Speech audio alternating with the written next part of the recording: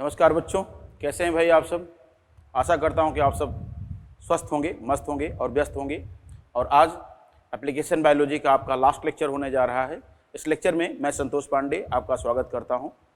और आज हम लोग मधुमक्खियों से रिलेटेड जो छोटी मोटी बातें बची हैं उसको पूरा करके आगे की एक दो चीज़ें और करेंगे।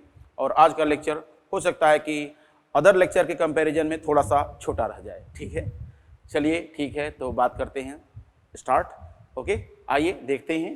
तो आप देखेंगे यहाँ पर members and division of labours in honey bee. तो आप देखेंगे यहाँ पर हम बात करेंगे कि मधुमक्खियों में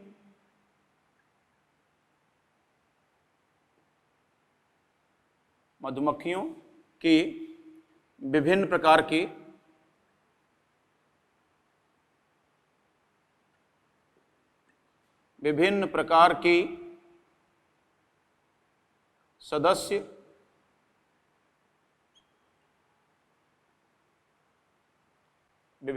सदस्य तथा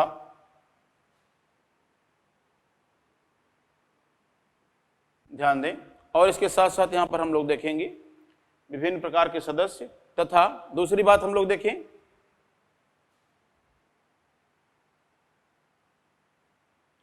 श्रम विभाजन।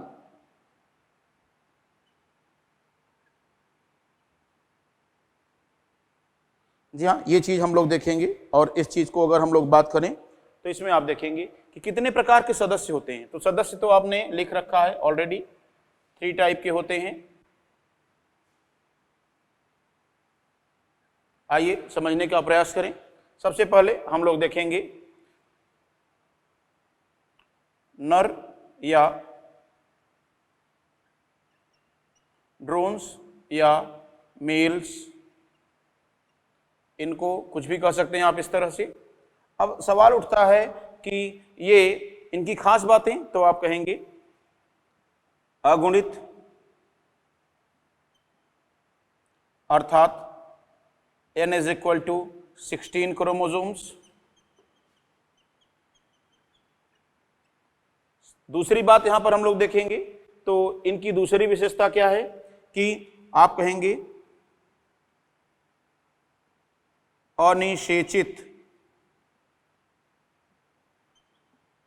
अनिषेचित अंडे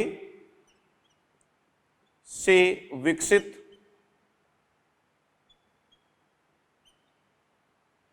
और तीसरी बात अगर हम लोग देखें तो आप कहेंगे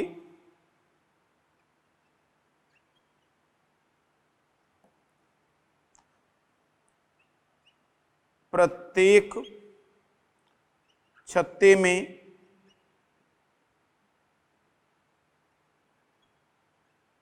लगभग 100 की संख्या में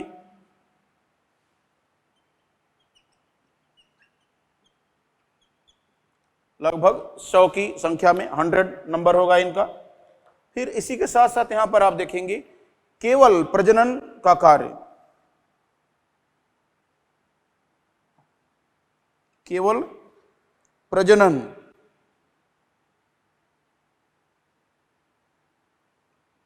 में सहायक,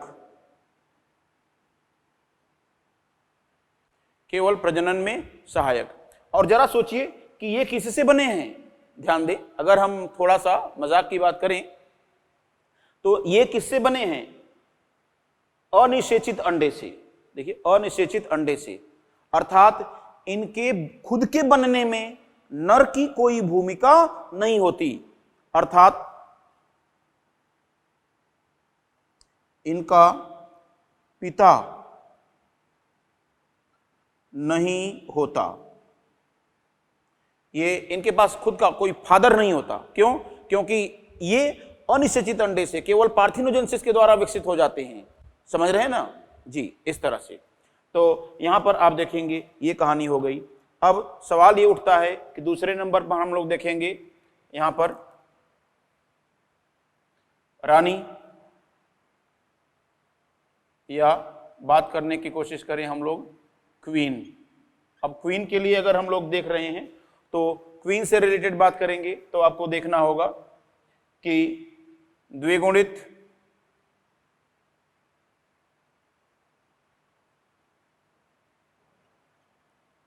अर्थात 2n is equal to 32 chromosome. अब अनिषेचित अंडे से तो आप कहेंगे निषेचित अंडे से।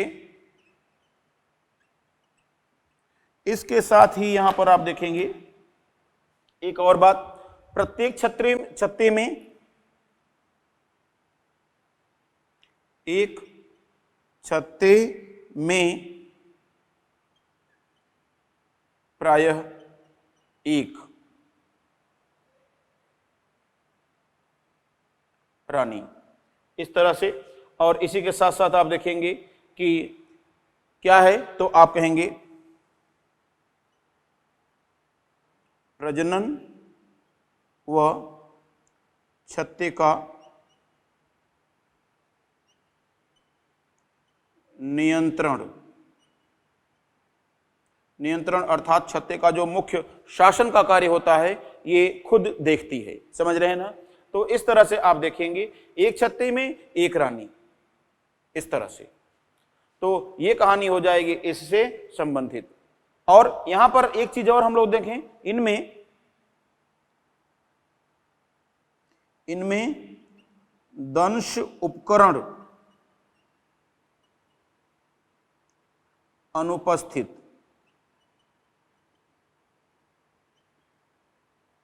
जी हां, दंश उपकरण अनुपस्थित। और ध्यान दें, फीमेल ओविपोजिटर, ध्यान दें, जो मादा का अंड निक्षेपक होता है या एक्सटर्नल जेनाइटेलिया होता है, उसके रूपांतरण से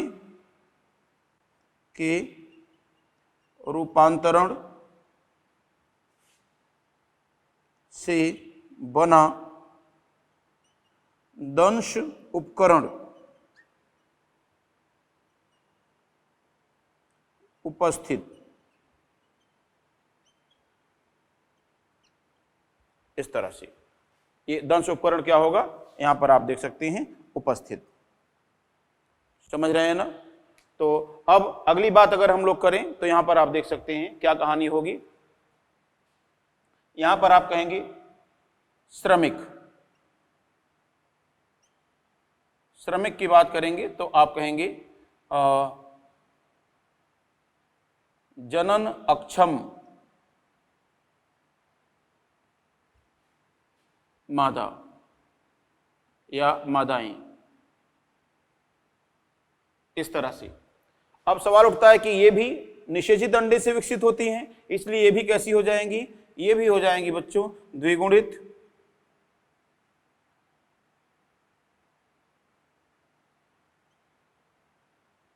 और यहां पर आप देखेंगे निषेचित अंडों की बात करेंगे तो यहां पर आप कहें कि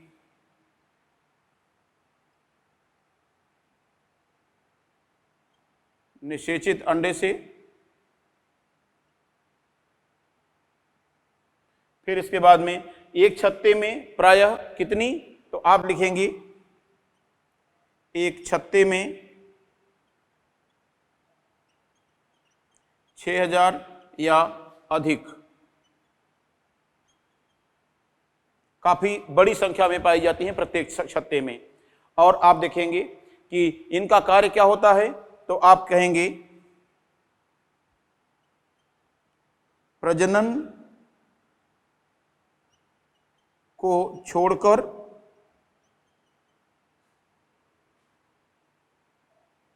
अन्य सभी कार्य, ये सारे कार्य करती हैं।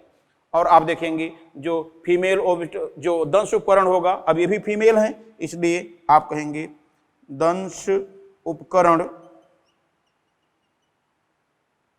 उपस्थित। ये कहानी आ जाएगी इस तरह से। क्लियर है ना? तो इतनी चीजें आपको यहां पर देख लेना है और समझ लेना है। ओके, अब हम लोग थोड़ी सी चर्चा कर लेते हैं इससे रिलेटेड आगे की बातें।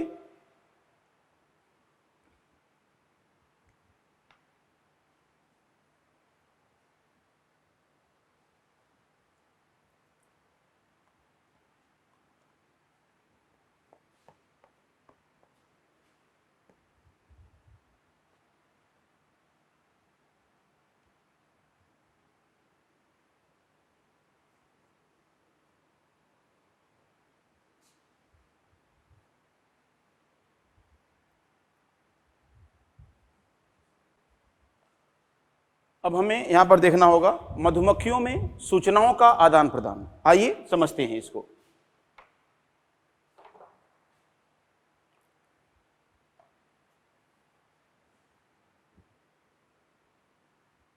जी हाँ, मधुमक्खियों में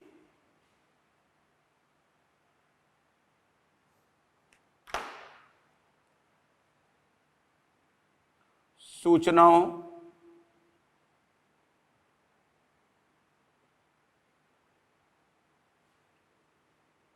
का आदान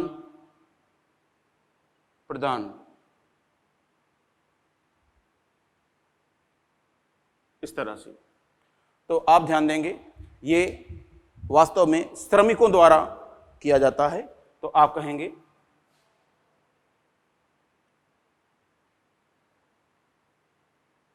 श्रमिकों द्वारा या जो स्काउट भी होती हैं, खोजी मक्खियां होती हैं, उनके द्वारा अन्य श्रमिक मक्खियों को, अर्थात स्काउट बी द्वारा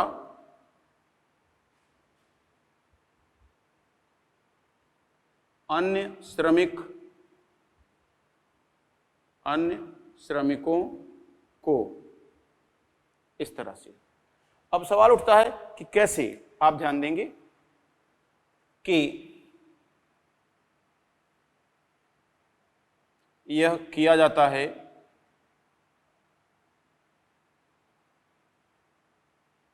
किसके द्वारा? मधुमक्खियों के नृत्य के द्वारा या मधुमक्खियों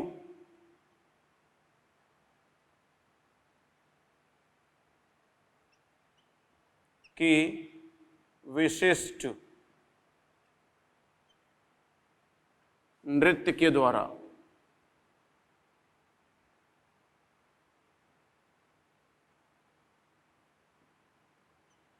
इस तरह से। तो यहां पर आप ध्यान दीजिए, मधुमक्खियों के विशिष्ट नृत्य के द्वारा यह कार्य किया जाता है। अब सवाल ये उठता है, यहां पर आप ध्यान दीजिए कि क्या कहानी बन रही है। और एक चीज और, इस नृत्य का अर्थ पहली बार कार्ल वॉन फ्रिश ने निकाला था। तो आप लिखेंगे इस नृत्य का अर्थ सर्वप्रथम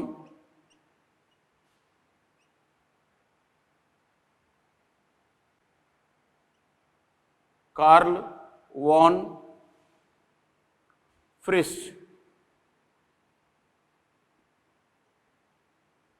द्वारा समझाया गया।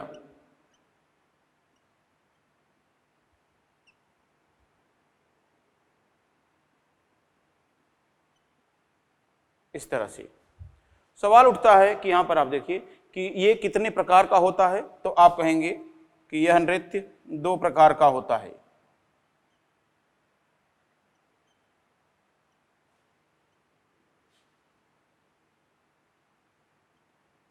अब ये 2 प्रकार का कैसे होता है, तो आइए देखते हैं। एक तो होता है बच्चों घूमर नृत्य। यहां पर आप देखेंगे घूमर नृत्य, या इसे कहते हैं राउंड डांस।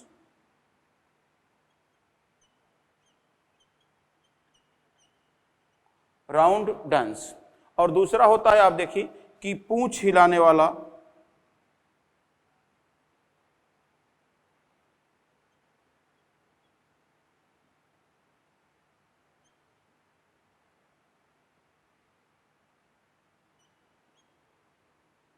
या इसे कहते हैं पुच्छ कंपन नृत्य, या इसको कहा जा सकता है टेल वेजिंग।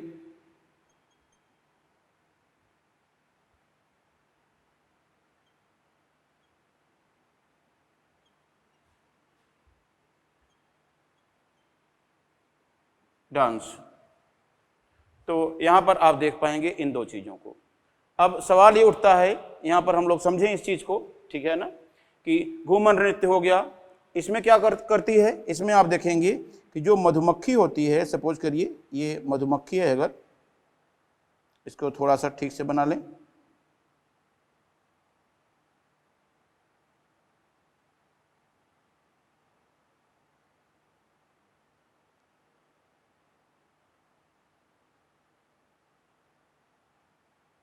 अगर ये मधुमक्खी है तो ये क्या करती है, आप देखिए,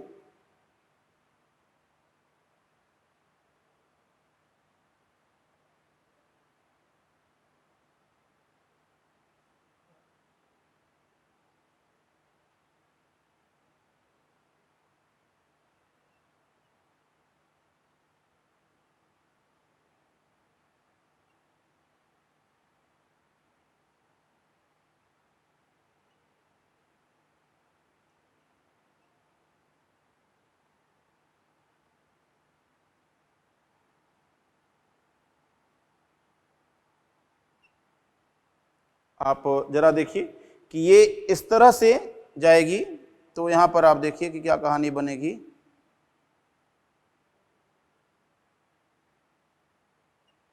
ये ऐसे पहले जाएगी, तो फिर इसके बाद में यहां पर आप देखेंगे इस रास्ते से जाकर के फिर ऐसे आएगी। अर्थात कुल मिलाकर के जैसे इंग्लिश का 8 होता है, जैसे 8 होता है अंग्रेजी में, उस शेप में इस तरह से घूमती रहेगी ऐसे। तो इसे कहा जाता है घूमर नृत्य, या इसे कहते हैं राउंड डांस, ठीक है ना। तो अब सवाल उठता है कि इस डांस से क्या पता लगता है, तो आप कहेंगे कि इसके द्वारा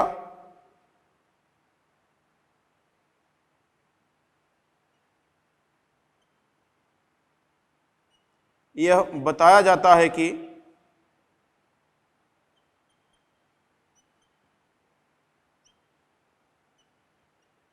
भोजन का स्रोत 36 से 75 मीटर के अंदर स्थित है।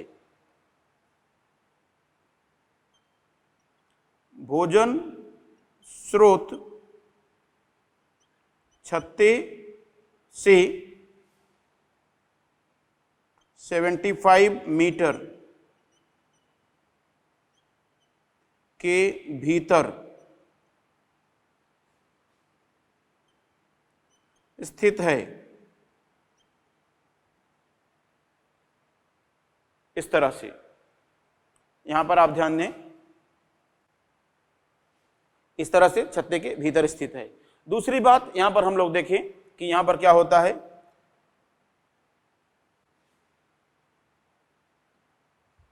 इसमें आप देखिए क्या होगा, तो आप कहेंगे कि इसमें केवल भोजन स्रोत की दूरी का पता चलता है, केवल भोजन स्रोत की दूरी बताता है। वो भी दूरी क्या, दूरी ये कि 75 मीटर के अंदर स्थित है। लेकिन इससे भोजन स्रोत की दूरी एवं दिशा दोनों का आभास मिलता है। तो आप कहेंगे कि इससे भोजन स्रोत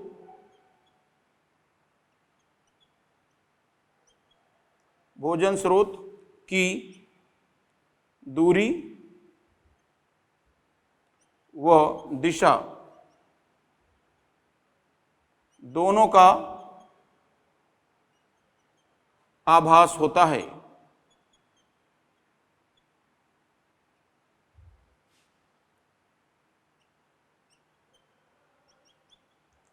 ध्यान दीजिए,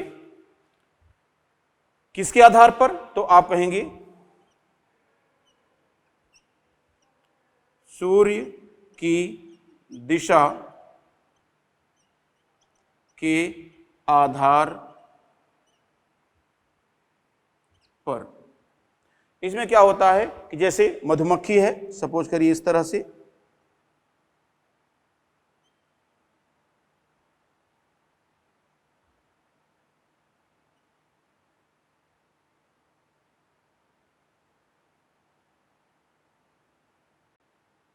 इस तरह से मधुमक्खी है, तो इसमें क्या करती हैं ये कि अपने इस पूंछ को हिलाते हुए अगर ऊपर की ओर जा रही हैं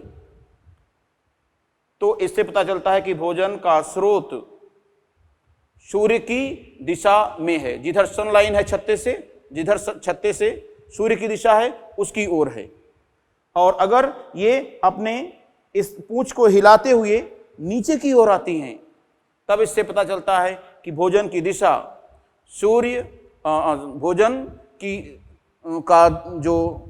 की दिशा है सूर्य की दिशा के विपरीत लाइन में है। समझ रहे हैं ना। और एक चीज और, इस नृत्य का अर्थ होता है कि भोजन का स्रोत 75 मीटर के दूर है, छत्ते से 75 मीटर से बाहर है। समझ रहे हैं ना। तो आप देखेंगे इसके अनुसार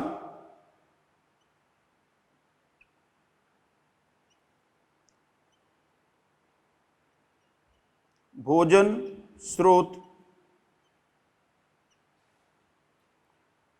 छत्ते से 75 मीटर से अधिक दूर है।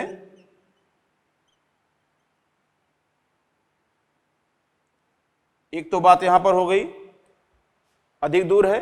दूसरी स्थिति हम लोग यहां पर देखेंगे, दूसरी स्टोरी क्या होगी, तो इसको आप लोग देखें, ध्यान दीजिए। अब इसके अनुसार क्या होगा, तो आप कहेंगे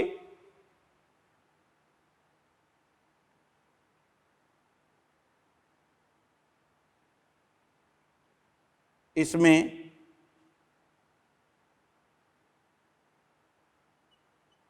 इनके पूंछ हिलाकर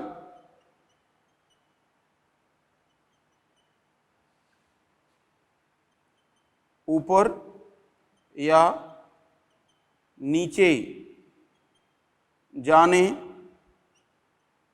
के आधार पर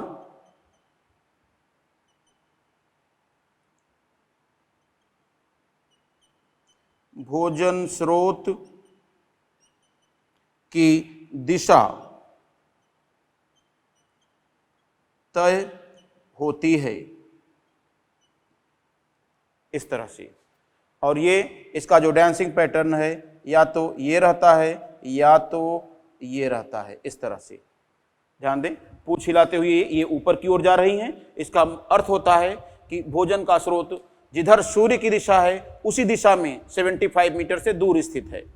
और अगर ये पूंछ हिलाते हुए नीचे की ओर आती हैं तो इसका अर्थ होता है कि भोजन का जो स्रोत है वह सूर्य की दिशा के विपरीत दिशा में 75 मीटर से दूर स्थित है। समझ रहे हैं ना। तो ये कहानी होती है, इस तरह से ये आपस में संचार स्थापित करती हैं। कुल मिलाकर के आपको दो चीजें याद रखना है कि यह केवल भोजन के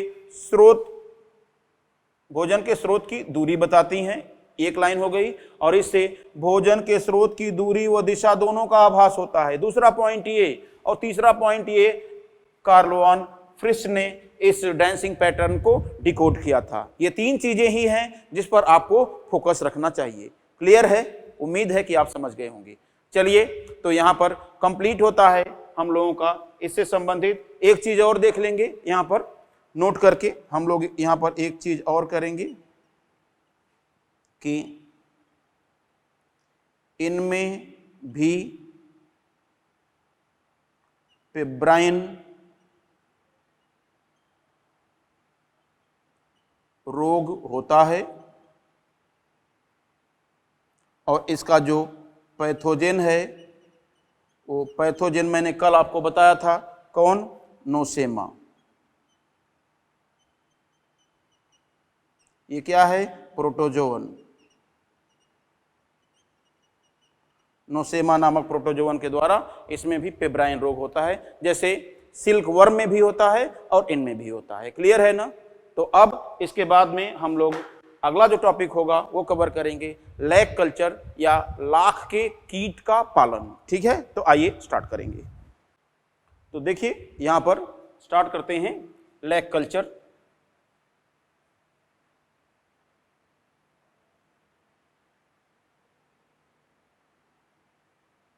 या लाख के कीट का पालन।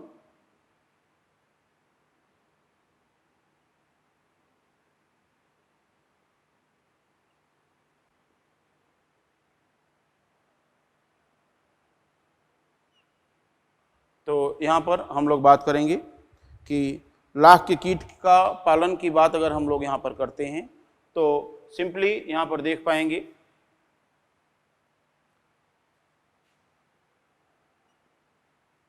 ये कहानी, देखते हैं क्या होगा। तो सिंपल सी बात है कि लाख के कीट का पालन। अब ये लाख का कीट क्या है, आइए देखते हैं।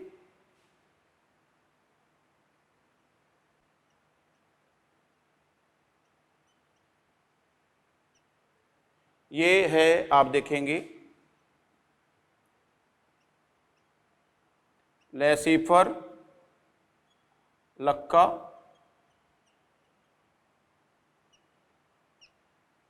या टेकार्डिया लक्का।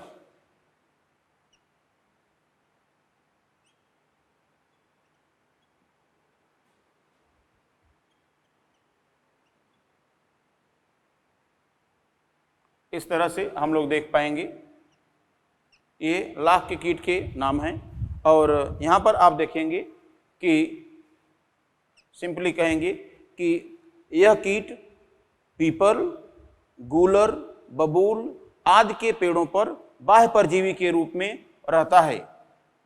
तो आप कहेंगे ये पीपल, गूलर अर्थात फिग, व बबूल आदि के वृक्षों पर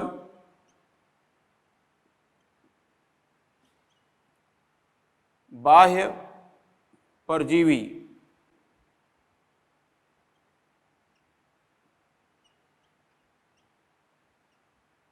के रूप में रहता है।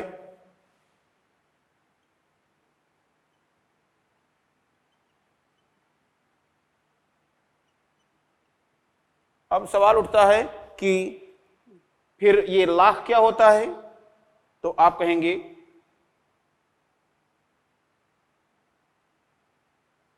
इसकी मादा अपने उदर के पश्च छोर पर उपस्थित ग्रंथियों के द्वारा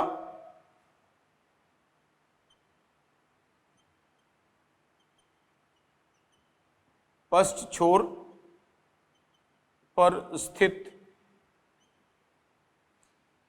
ग्रंथियों से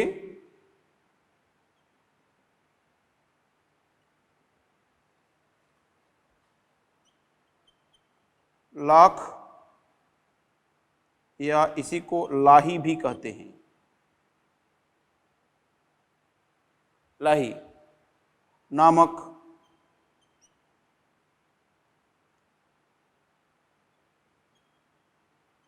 मोमिया पदार्थ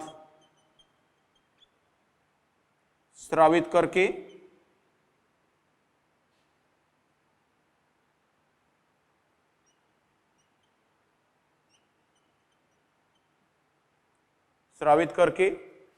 क्या करती है, अपने चारों ओर एक सुरक्षात्मक आवरण बनाती है।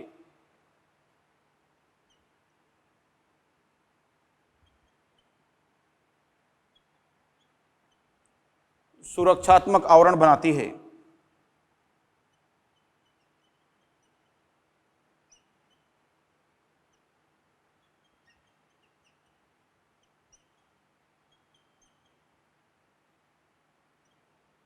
बनाती है इस तरह से, समझ रहे हैं ना।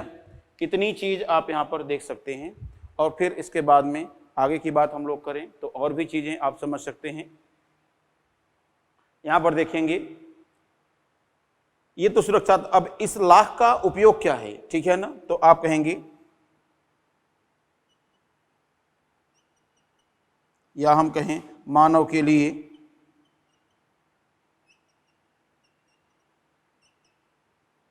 लाख का उपयोग।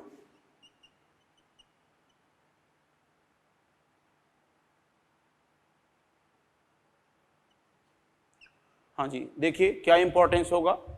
तो इसके लिए आप कहेंगे कि इसका प्रयोग कई उत्पादों को बनाने के लिए किया जाता है। तो इसका ध्यान दें, इससे कई पदार्थों या कई उत्पादों का निर्माण किया जाता है।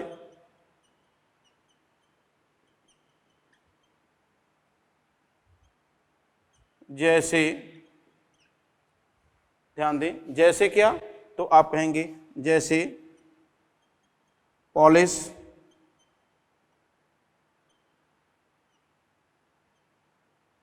और वार्निश,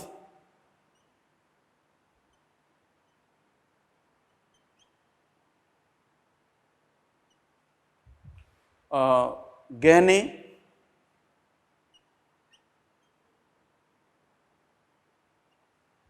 गहने या चूड़ियां,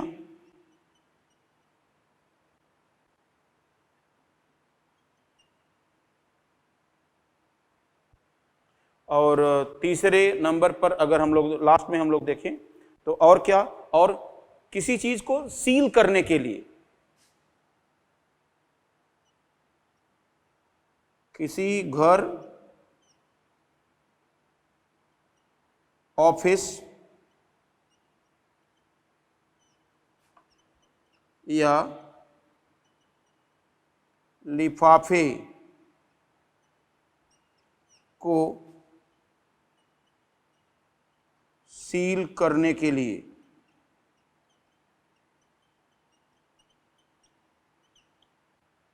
इस तरह से। तो आप देखेंगे, अब आप कहेंगे सर सील करने के लिए मतलब, जैसे कभी कभी आप ध्यान दें कि बहुत कोई सीक्रेट लिफाफा होता है, बहुत गुप्त सूचनाओं से युक्त लिफाफा होता है, तो उसको कोई खोल करके देख न ले, इसके लिए जो वहां पर जब बंद होता है लिफाफा, तो उसके ऊपर इसको आग में जलाकर पिघला लिया जाता है और वहां पर लगा करके वहां एक स्टैंप मार दिया जाता है, जिससे कि अगर कोई उस लिफाफे को खोले तो वह सील टूटी हुई दिखाई दे तथा पता चल जाए कि किसी ने इस लिफाफे को खोल करके देखा है। या सीबीआई वाले या इनकम टैक्स वाले अगर कहीं पर जैसे किसी ऑफिस में छापा मार, किसी के घर पर छापा मारते हैं, घर को सील कर देते हैं, तो घर पर ताला लगा करके ताले के ऊपर चारों तरफ से कपड़ा लपेट करके उस पर इसे लगा करके स्टैंप मार देते हैं, ताकि कोई ताला खोले तो पता चल जाए कि ताले से छेड़छाड़ हुई है। तो इस तरह से आप देखेंगे कि इसका प्रयोग देखा जाता है। क्लियर है ना? तो कुल मिलाकर के ये चीजें आपने देख लिया लैक इंसेक्ट के कल्चर से रिलेटेड। आपको सीधे सीधे मेन फोकस किस पर करना है कि मेन फोकस करना है इनके नाम पर, इस तरह से समझ रहे हैं ना। और दूसरा आप देखेंगे इनकी मादा की उदर के पश्च छोर पर स्थित ग्रंथियों द्वारा लाख का श्रावण किया जाता है। और लाख इसलिए उत्पादित नहीं करती कि आप उसका उपयोग करें, इसलिए उत्पादित करती ताकि उसके चारों ओर एक सुरक्षा कवच बन जाए। तो अपनी प्रोटेक्टिव लेयर के रूप में वो लैक को सिक्रीट करती है। क्लियर? तो अब यहां तक बात आ गई। इसके बाद अब एक पॉइंट और बचता है, क्या? वो है पर्ल कल्चर। ठीक है ना? क्या है वो? Perl culture. आइए स्टार्ट करते हैं। जी हाँ, यहाँ पर हम लोग देखेंगे मोती संवर्धन या पर्ल कल्चर। तो ये क्या है, इसके लिए आप कहेंगे कि मोती प्राप्त करने के लिए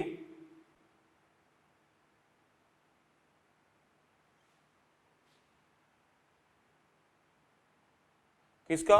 मोती के सीप का संवर्धन या मोती सीप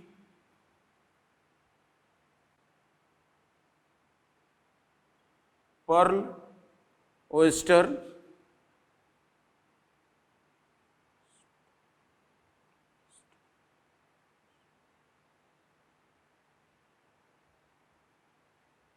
कौन है ये है पिंक्टेडा वल्गैरिस।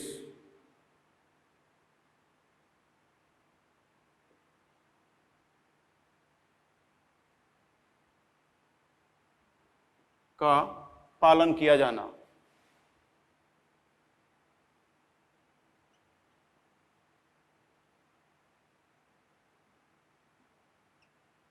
इस तरह से ये हो जाएगा पर्ल कल्चर।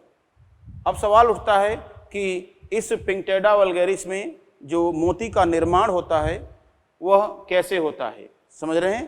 तो यहाँ पर एक चीज़ और हम बोल सकते हैं कि इस दिशा में जापान विश्व में प्रथम स्थान पर है। इसमें जापान प्रथम स्थान पर है, ये कहानी हो जाएगी। फिर इसके बाद में हम लोग देखेंगे कि इस मोती के सीप में मोती का निर्माण, तो आप देखेंगे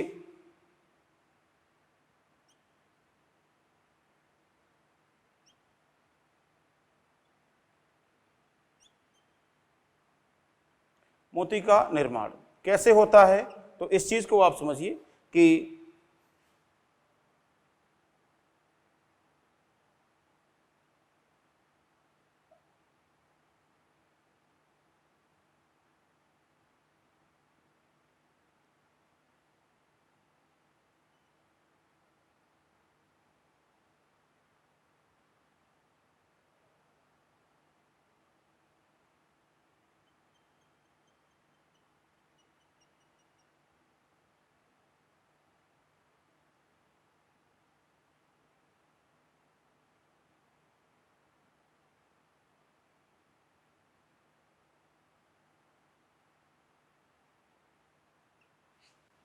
ये है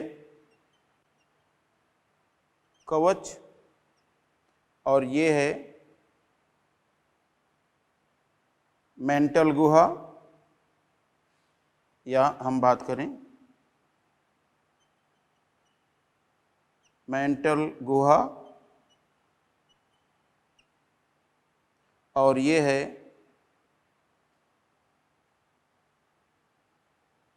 मेंटल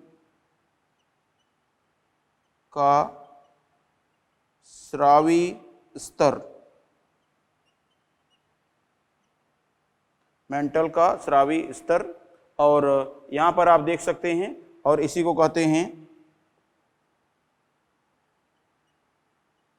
नैक्रियस लेयर, इस तरह से। तो अब आप ध्यान दीजिए बच्चों, जब इस मोती का जो शीप होता है उसके कवच और इस मेंटल के स्रावी स्तर के बीच, अर्थात उसकी मेंटल गुहा में कोई चुभने वाला पदार्थ पहुंच जाता है, जैसे कोई कांटे जैसा पदार्थ पहुंच जाए या कोई चुभने वाला पदार्थ पहुंच जाए इस तरह से, तो क्या होगा कि ये इसके शरीर के बाह्य आवरण में चुभने लगेगा, और इस चुभने वाले पदार्थ से अपने आप को सुरक्षित करने के लिए ही यह मोती का निर्माण कर लेगा इस चुभने वाले पदार्थ के चारों ओर। कैसे, इस चीज को हम लोग यहां पर देखेंगे। तो यहां पर आप देखिए, इसके बाद कहानी कुछ इस तरह से हो जाती है। ये कवच हो जाएगा इसका,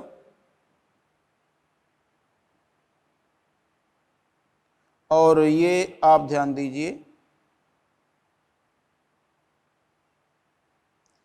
ये इसका जो स्रावी स्तर है वो इस तरह से चारों ओर थोड़ा सा भीतर की ओर अंतर्वलित होने लगेगा, और इसी में चुभने वाला पदार्थ भी यहां पहुंच जाएगा इस तरह से। और फिर ये जो लेयर है, ये लेयर क्या करेगी कि अपने चारों ओर, ध्यान दीजिएगा इस चीज को, कि ये लेयर अपने यहां चुभने वाले पदार्थ के चारों ओर एक विशेष प्रकार का कैल्शियम कार्बोनेट युक्त श्रावण मुक्त करेगी। कैल्शियम कार्बोनेट युक्त श्रावण यहां पर स्रावित करेगी, ये अंतर्वलित स्तर। तो ये देखिए, इसको हमने कहा चुभने वाला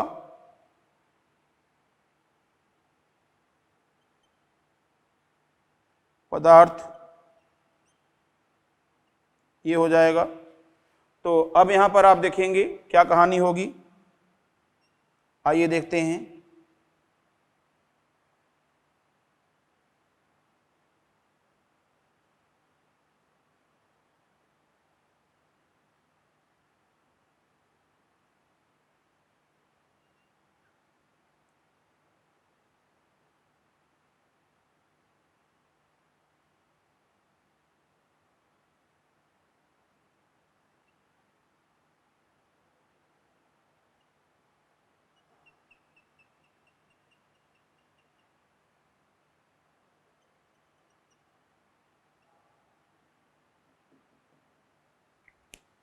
आप देखिए यहाँ ये चुभने वाला पदार्थ हो गया और इसी के चारों ओर बच्चों एक कैल्शियम कार्बोनेट युक्त पदार्थ जो स्रावित होगा,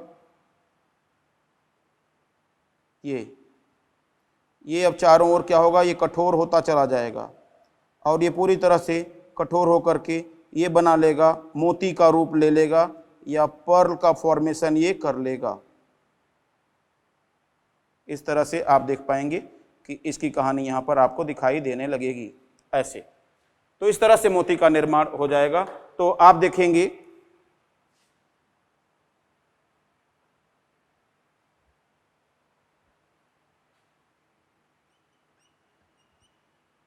नेकर अर्थात कैल्शियम कार्बोनेट युक्त तरल का श्रावण,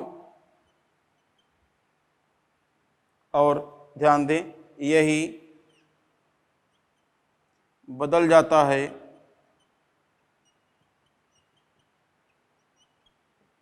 किसमें, मोती,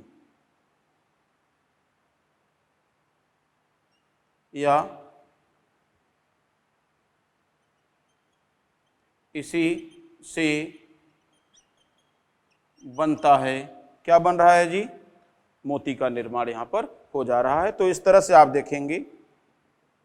अब यहाँ पर हम कहेंगे कि इस पूरी प्रक्रिया का अगर हम डिस्क्राइब करें, इसे विस्तृत रूप से समझाने की बात करें, तो आप कहेंगे कि इसका निर्माण सीप के द्वारा सुरक्षात्मक प्रक्रिया के रूप में, सीप द्वारा सुरक्षात्मक प्रक्रिया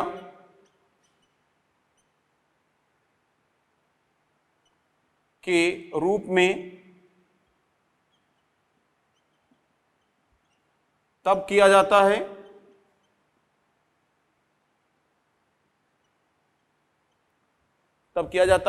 जब, जी हाँ आप ध्यान देंगे कि कब किया जाएगा, तो आप कहेंगे जब कोई चुभने वाला पदार्थ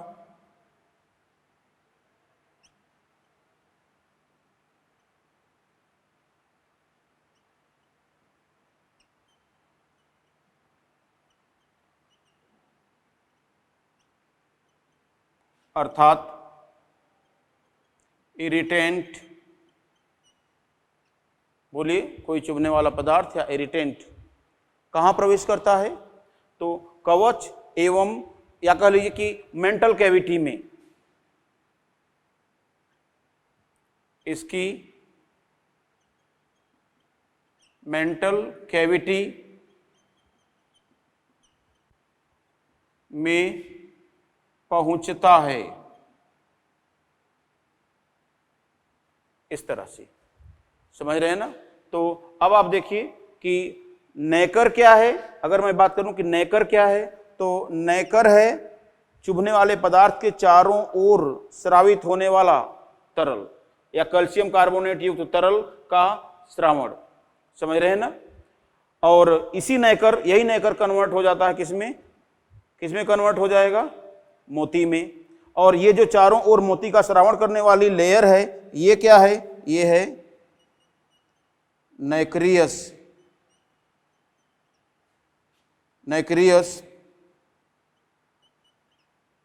लेयर, अर्थात कहेंगे मोती श्रावण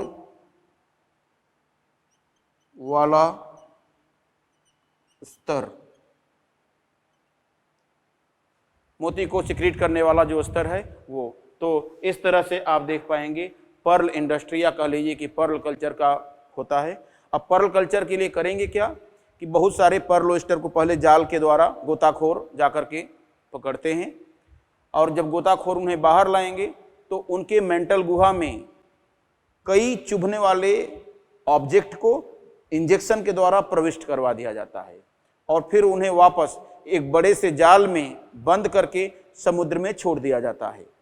कुछ महीनों तक वहां पर रहेंगे तो उनके शरीर में जितने चुभने वाले ऑब्जेक्ट प्रविष्ट करवाए गए हैं उन सभी के चारों ओर एक एक मोती का निर्माण इस विधि के द्वारा हो जाता है, और इस तरह से फिर कई महीनों के पश्चात उन्हें निकाल करके उनके शरीर को काट करके शरीर के भीतर से जितने भी मोती बने रहते हैं उन मोतियों को निकाल करके साफ करके और उनका पॉलिश करके फिर मार्केट में बेचा जाता है। समझ रहे हैं ना? तो इस तरह से आप देखते हैं बच्चों पर्ल इंडस्ट्री से रिलेटेड बातें।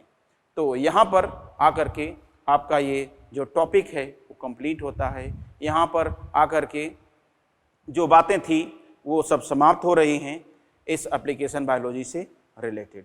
ठीक है, तो फिर वही पुरानी बात सामने आ गई कि दीजिए अब मुझे इजाज़त, चलता हूँ। जय हिंद, जय श्री।